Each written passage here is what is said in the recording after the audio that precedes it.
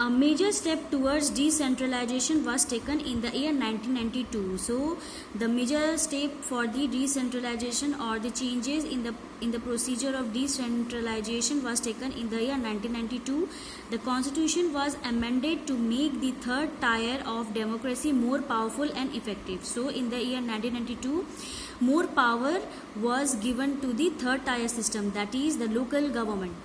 Now it is constitutionally mandatory to hold regular election to local government bodies. So due to the amendment, the first point is it is constitutionally mandatory to hold a regular election at the local bodies, that means panchayat and municipalities. Seats are reserved in the elected bodies and the executive heads of these institutions for the scheduled caste, scheduled tribe and other backward classes. So some portion of seats were reserved for the weaker section of our society. At least 1/3 of all positions are reserved for women. So 1/3 majority of the position were reserved for women candidates. An independent institution called the State Election Commission has been created in each state to conduct panchayat and municipal elections. So in order to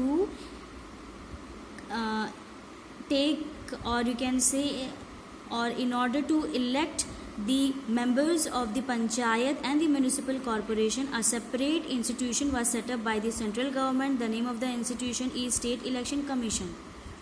The state government are required to share some powers and revenue with the local government bodies.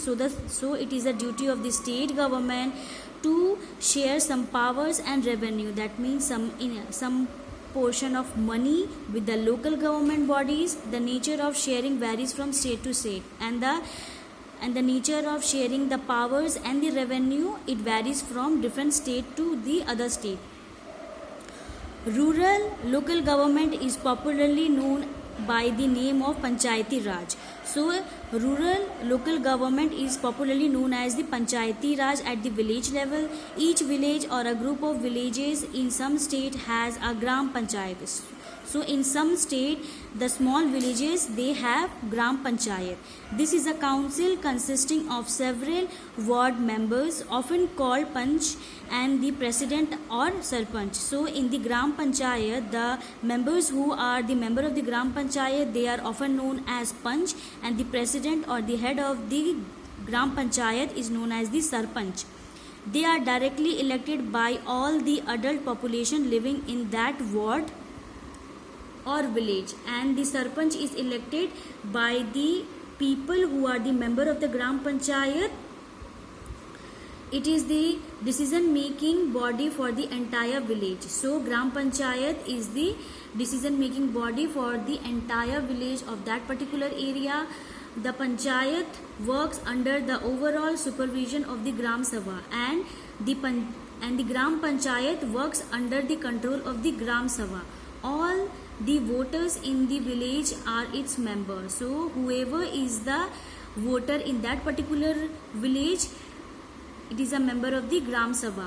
It has to meet at least twice or thrice in a year to approve the annual budget of the Gram Panchayat and to review the performance of the Gram Panchayat. So the duration of the Gram Sabha is they can meet twice or thrice in a year according to the situation, and they will approve the annual budget of the Gram Panchayat and to look after whether the Gram Panchayat, they are doing their work in a efficient way or not.